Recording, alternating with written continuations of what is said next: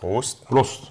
Nice to have Dean Lister here, Mr. Leglocks himself. Obviously, like in the Magna things, martial arts questions and answers, I have prepared a couple of questions. I want to start with the first question, and this is because obviously your focus is lost.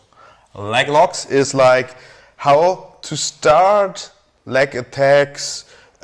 When I start training, at which point, because most schools see it in a different manner, especially Brazilian ones. Yeah. You mentioned this before, so what's your opinion? Well, actually, you could start at any point, but I understand a lot of coaches want you to wait to blue or purple. I understand because it's very important to learn how to pass the guard and do sweeps and not rely upon leg locks. Leg locks can be like a shortcut. So I think it's good to focus on passing and sweeps. But it's almost like in kickboxing, punches and kicks. They combine together. The best kickboxers use punches and kicks, not just punches and not just kicks. So I think it's okay to learn. Just don't rely upon it. Don't make it your focus. In my opinion, it's okay. You learn how the duality of the guard passing with leg locks connect. I think it's overall good.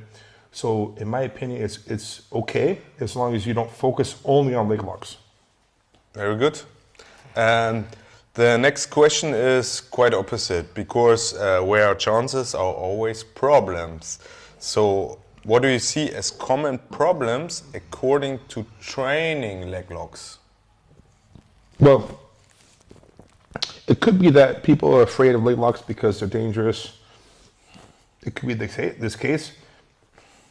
So it's important to find someone you trust to train, because, like for instance, my knee. The size of my knee compared to the muscle is small compared to like my quadricep and my hamstring. Yes. Now, it's bigger than my finger, but structurally speaking, my finger is stronger because the muscle is smaller than the joint. The knee is smaller than the muscle. So things like this, plus you have weight bearing on your legs, all kinds of things that can make leg injury very common. So you have to find the right person to train with.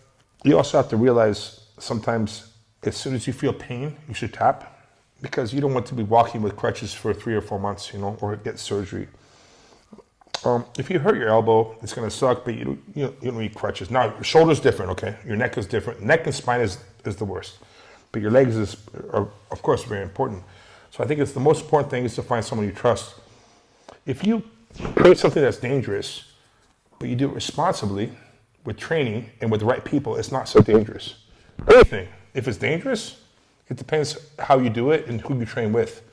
In my opinion, the biggest thing is finding someone you trust. In my opinion, is the most important thing. And training responsibly. Okay, that's a good point.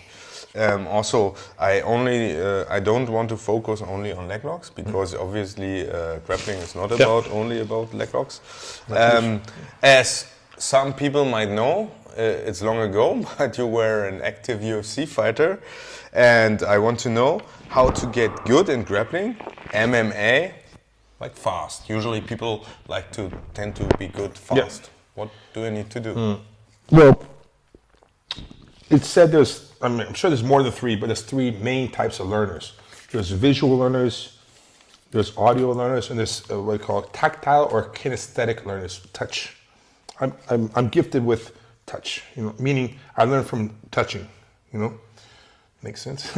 Some people, they can hear a song and they can play it on the piano. It's incredible. I cannot do that. Some people can see a picture and they can draw it like a woman's face. They see the woman and they can draw it. I don't know. They're visual learners, okay? I mean, of course, they're extremely talented in this area. Now I'm talented in grabbing, touch. So, it's hard for someone who's not in this element of touch. It's hard to learn. But if you are or if you're not, I suggest you start in close proximity where you don't even need lights. Like I don't need lights to learn grappling because I'm gifted with the touch, not in a bad way. When it means the proximity, I understand. So I suggest you start with proximity in a situation where you cannot move. You start from there. So therefore, there's no guess. There's no, like boxing, for instance, is more space, it's more visual. Boxing has touch. Maybe you could hear something, maybe, but it's more visual. My eyes have to be on my opponent. In grappling, you don't have to keep your eyes on your opponent so much. It's more you can feel how they move with your hands and your body. So I suggest you start in a bad situation or a good situation where you reset every single time in the same position. You reset, you restart, you restart. You get comfortable in the situation. Once you get comfortable with that, you can change positions. If you just train, you don't get any, okay, you will get better for sure. You don't get the same confidence in each position. So I think it's really important to start in situations. You make a mistake, restart. Okay. But something happened, restart. I think that's the best way to learn because you don't pay the consequence and you learn faster. Yeah, I see. You get a lot of repetitions in a short amount of time. Naturally. And usually we have some competitors. They watch these videos because they focus very much on this stuff. And kind of questions I get is what kind of additional training supports your sport of grappling or MMA the most? Besides training MMA? This is very controversial. I think weights are very good. It's just that they should be supplementary. They should not be the focus. Weights are really good. Right? Like secret juice? Oh, of course. Oh, yeah. Well, the thing is, okay, like, what did I call it? It was called,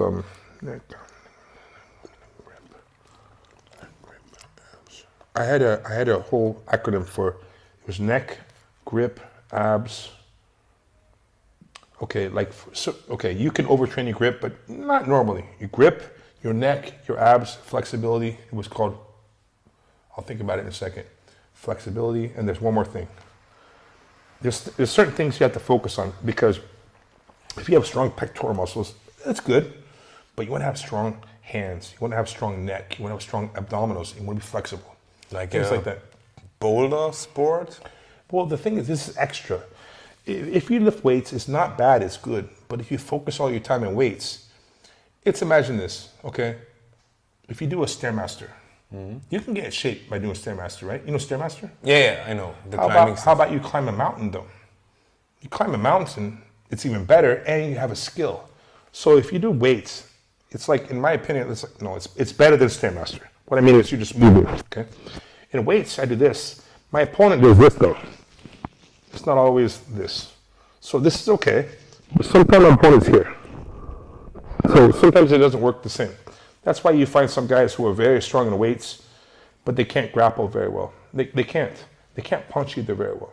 Now some can because they have training. Weights are very good. So I think it's okay to have supplementary training, but it should not be the focus. It should be 10% of your training.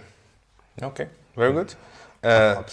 Last question for my couple of questions today is, what are MMA or grappling matches you need to watch? Yeah, it's a complicated one. No, it's okay. Everybody has a different answer. What would I say? Well, I get all philosophical here maybe, but you know a word is powerful? A word. That's persistence or strength. A word is powerful, you know? How about a sentence? It's more powerful. How about a picture? A picture is worth 1,000 words. You could say a video is worth 1,000 pictures. I'm just thinking about this right now.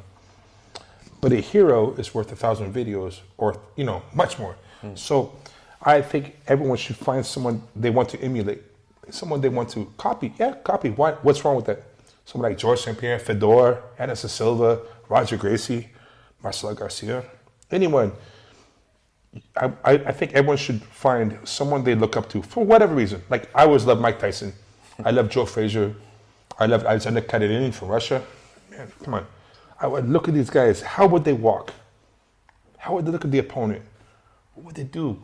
What were they thinking about at this moment? What were they thinking about? Look at their eyes. Right? How would they walk to approach the opponent? They shook hands or no? Or they look in the eyes? Right? So I think it's because everyone's different. You're not going to find the same person is the same. It's different. So I think everyone should find someone they look up to, someone they like, that they connect to. And everyone's different. How does this person behave? Is he nice? Is he cool? Is he a smart ass? If that's what you connect to, I think it's good to look at this person, how they fight, who they fight and how they fight. What did they do before and after the match? I think it's most important. Not the fight itself, the person. Focus on the person, the hero, because the hero is worth 1,000 videos.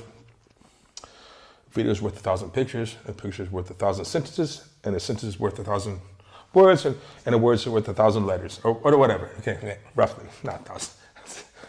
A word is not 1,000 letters, but you understand what I'm saying. Yeah, that would be a long word. In German, it's probably, yeah, I'm sure they have. What's the longest word in Germany?